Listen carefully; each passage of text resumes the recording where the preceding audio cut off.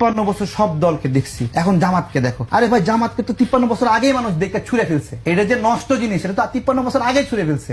যেটা নষ্ট 53 বছর আগে আমাদের পূর্বপুরুষরা মানে যাকে প্রত্যাখ্যান করছে, তাকে নতুন করে দেখার কি আছে? এই জামাত এইরকম একটা মোনাফিক দল, যারা এই ফ্যাসাদটা খুব করে চাচ্ছে এবং যাদের রক্তের গ্রুপের সমস্যা, ইতিহাসে সমস্যা, জন্মে সমস্যা, তারা ন্যাচারালি প্রাকৃতিকভাবে রাজনৈতিকভাবে ওই স্বীকৃতিটা কোনোদিন পাবে না।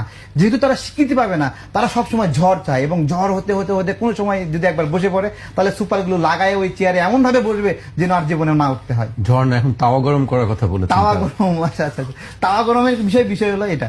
মানে জামাতে ইসলাম জনগণকে কখনো মানুষ মনে করেনি। জনগণকে যদি মানুষ মনে করতো, তাহলে একটা ঘর থেকে সুন্দরী মেয়েকে পাক বাহিনীর হাতে উঠাই দিত। কোন বাসায় মুক্তিযুদ্ধ আছে, দেশের জন্য যুদ্ধ করতেছে, তার মা বাবাকে দেখাই দিত। এগুলো কে করছে? এগুলো রাজাকাররা করছে না? রাজাকাররা। জামাত বলে একটা নতুন একটা গল্প সাজাইছে ফুয়াদ ভাই, কয়েকজন। ফুয়াদ ভাইয়ের চেহারাটা দেখলে আমি মনে হয় কপালের মধ্যে চারতারা একটা সিল মারা আছে। সারাক্ষণ মানে মুক্তিযুদ্ধের বিরুদ্ধে বয়ান দেওয়ার চেষ্টা করে। বেস্টার ফুয়াদ। হ্যাঁ হ্যাঁ, আমি ওনার চেহারা দেখলেই মনে হয় কপালটা অনেক বড় এবং মাঝখানে চারতারা পাকিস্তানের একটা সিল মারা। আমার এরকম মনে হয়, কেন মনে হয় আমি জানি না। উনি মানে ওনার ন্যারেটিভটা এরকম লাগে আমার কাছে। এবং উনি সবসময় মুক্তিযুদ্ধের বিরুদ্ধে বলতেছে। আবার বলে যে 10,000 নাকি রাজাকারের লিস্ট হচ্ছে, তার মধ্যে নাকি 8,000 আওয়ামী লীগের। তা 8,000 যদি আওয়ামী লীগ হয়, তাহলে তোমার রাজাকার বলে তুমি খাবো গায়ে? তাহলে তুমি রাজাকার বললে তোমার তো খুশি হওয়ার কথা, কারণ তোমার মধ্যে ভাগ কম। এগুলো কই থেকে যে বস্তা পচা গল্প ন্যারেটিভ দাঁড় করাই নিয়ে এসে মানুষকে খাওয়ানোর চেষ্টা করে। ব্যারিস্টার ফুয়াদ ভাবে সবাইকে বোকা ভাববে। ব্যারিস্টার ফুয়াদ কিছু মানুষকে বোকা বানাতে পারবে, কিন্তু সবাইকে তো বোকা বানাতে পারবে না।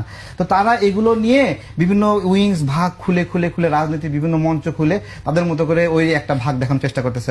বাস্তবে তাদের রাজনীতির কোনো এস্টাবলিশমেন্ট নাই, কোনো শক্তি নাই। জামাতরে তুমি 53 বছর আগে দেখছো। তোমার বয়স কত চন্দু? তোমার বয়স কত সালে, তোমার জন্ম কত সালে তুমি জামাতরে 53 বছর আগে দেখছো? ইতিহাস কতটুকু জানো?